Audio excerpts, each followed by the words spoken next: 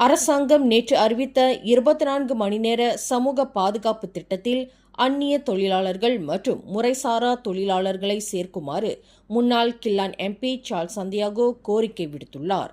இந்த திட்டத்தை சரியான திசையில் ஒரு படி மேல் என்று வர்ணித்த சார்ல்ஸ் சந்தியாகோ, இந்த திட்டத்தில் யாரும் பின்தங்கியிருக்கக்கூடாது என்பது மிக முக்கியமானது என்றும், எல்லைகள் தாண்டிய நிலையில் அந்நிய நாட்டு தொழிலாளர்களுக்கும் இந்த சலுகைகள் வழங்கப்பட வேண்டும் என்றும் சார்ல்ஸ் சந்தியாகோ வலியுறுத்தினார்.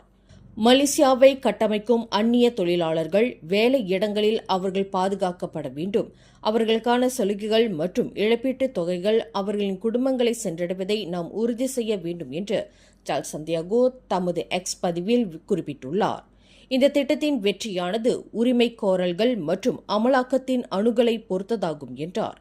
இதற்கு தெளிவான வழிமுறைகள் வேண்டும் என்பதுடன் வெறும் வாய்மொழியுடன் நின்றுவிடக்கூடாது என்று சார்ல்ஸ் சந்தியாகோ வலியுறுத்தினார். இந்த திட்டத்தை மலேசியா தொடக்கத்திலிருந்து முறையாக செய்ய வேண்டும். அதற்கான கொள்கையை வரைவதற்கு தொழிற்சங்கங்கள் மற்றும் நலன் சார்ந்த தரப்பினரின் அணுக்கமான ஒத்துழைப்பு அவசியமாகும் என்று சார்ல்ஸ் சந்தியாகோ கேட்டுக்கொண்டார். தொழிலாளர்களுக்கு வேலை இடங்களில் ஏற்படக்கூடிய ஒரு காயம் ஒரு B40 குடும்பத்தையே பல வாரங்களுக்கு வறுமையில் தள்ளக்கூடும் என்பதையும் அவர் நினைவுறுத்தினார்.